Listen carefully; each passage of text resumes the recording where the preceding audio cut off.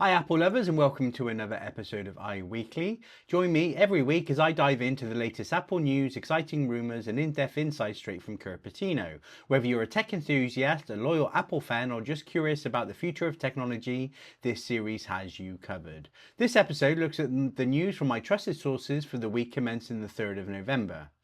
Coming up, we have OS updates, next betas released, Apple next smart home gadget is already hiding in iOS 26.2, Apple to remove phone to Apple Watch Wi-Fi sync in the EU, Apple's TV new Pluribus show might get its best sci-fi series yet, and Apple TV racks up Grammy nominations with the F1 the movie and Severance.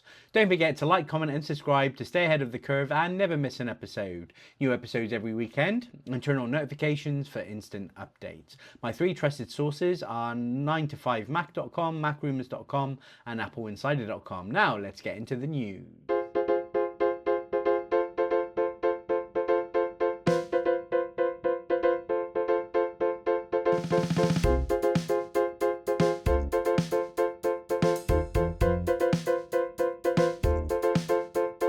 Okay, so starting off on Monday, November the 3rd at macrumours.com, Apple releases a bunch of updates. So you got 26.1 for tvOS and HomePod and such. Apple releases watchOS 26.1, iOS 26.1, Vision OS 26.1, iPadOS 26.1 and macOS 26.1. I won't go through all the new features, but they've been all covered in the betas coming up.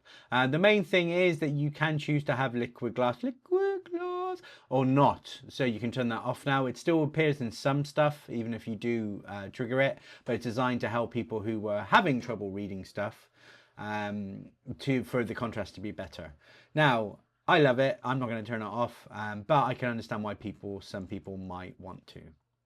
Then over on 9to5Mac on November the 4th, watchOS 26.2 betas are out, and then by the end of the week, the public betas came out. So watchOS, iOS OS, iPadOS, macOS, everything came out for the next round. So they're in their usual schedule now. Updates, betas. So yeah, it's good. But actually, I think at this stage, and actually I've noticed on the last iOS update, my battery life is much better on my iPhone 17 now. Then over on Apple Insider on Wednesday, the 5th of November, Apple's next smart home gadget is already hiding in iOS 26.2. So in a lot of the code 4 betas, people have a look, and there is a label that says is first party accessory. So where it usually says Apple TV or HomePod, this mysterious new category is turned up. Now that's obviously not going to be the name of it, so at least they've got the sense to hide the name of whatever they're referring to. But again, this seems to be a smart display with a camera. I'm personally hoping for just a wall-mounted thing like my Alexa hub. Or my Echo Hub, sorry. That's what I really want from them. But there's also rumour that they're going to do a HomePod with a screen. But we'll see what happens. But again, we're an inch closer every time. And they could still release this in November. I'm still expecting them to release the next set of Apple TV and a HomePod mini in November as well. But time is ticking over.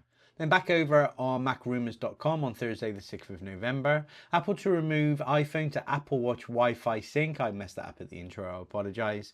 So basically, Apple keeps on turning stuff off in the EU because EU is so demanding with their rules that the next thing is going to be syncing over Wi-Fi between a watch and an iPhone. Doesn't affect me in the UK. It's just a bunch of quabbling. When I do a software update, I turn Bluetooth off and Wi-Fi does it a lot quicker. So this is really going to affect the user experience as far as speed goes. But I don't know if outside of updates are you going to notice it that much. Now back over on 9to5Mac on November the 7th, Apple's TV new Pluribus, and I messed that up at the intro as well. Is out. I love it. One of the things that attracted me to this was it's written by the same person that did Breaking Bad. Absolutely love it. It's the same actress from Better Call Saul. It's great. I'm 2 episodes in. I'm not sure if there is more than... Yes, there's only 2 episodes at the moment. It's fantastic. I won't give you any spoilers. Watch it. It is fantastic, and I think it is the best Apple TV series I've seen yet. But the content of Apple TV is epic. It's so epic, in fact, that we're going to finish up on Friday, the 7th of November, over at appleinsider.com. Apple TV racks up Grammy nominations for the F1 movie, which is phenomenal, and Severance. Severance is okay. I can't watch it that often. It just makes me go a bit cross-eyed. I am partly through the second series. I think Pluribus is better. However, they're getting lots of nominations now for their content, and Apple TV really is the nuts. So that's it for this episode of iWeekly. Please follow me on Instagram and Threads at TechHubWiltsUK, or check out my website at www.techhubwiltsuk.co.uk, and I'll see you on next week's news.